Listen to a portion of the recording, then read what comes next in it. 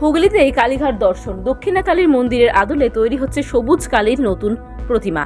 এবার হুগলিতেও হবে কালীঘাট দর্শন। হরিপালের শ্রীপতিপুর পশ্চিম গ্রামের সবুজ কালীর নতুন কালী। সবুজ কালী নামটা চেনা লাগছে। শ্রীপতিপুরের অধিকারী ৭৫ বছর ধরে পূজিতা সেই কালী প্রতিমা, যার বিশেষত্ব তার গাত্রবর্ণ।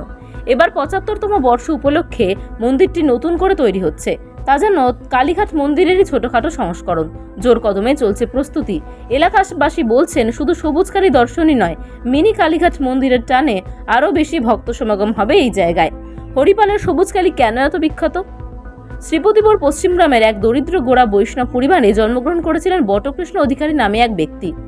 আচরণ ছোট থেকেই জন্মসূত্রে পেয়েছিলেন তিনি। তৎকালীন ম্যাট্রিকুলেশন পাশ করে ভিন্ন রাজ্যে চাকরি করতেন, কিন্তু সংসারে তার মূর্তি ছিল না। মাঠঘাট শ্মশানে ঘুরে বেড়াতেন।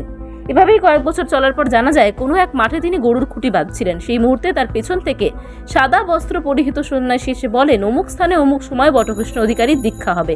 পরবর্তী ঘটনা পরম্পরা অবশ্য সম্পূর্ণই গোপন। জনশ্রুতি, তিনি শ্মশানে সাধনা করতে করতে সিদ্ধি লাভ করে মা কালী এবং কৃষ্ণের দর্শন পান।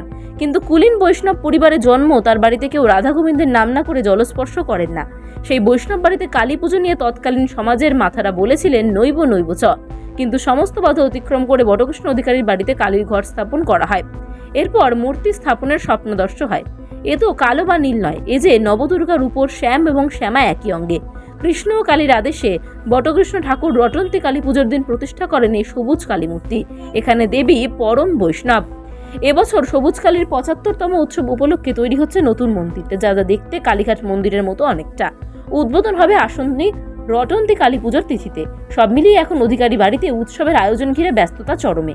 এখন থেকে শুধু সবুজ কালীই নয়, সঙ্গে হুগলির কালীঘাট মন্দির দেখতে আরও বেশি ভিড় জমাবেন ভক্তরা, এমনটাই আশা করছেন হুগলিবাসীরা।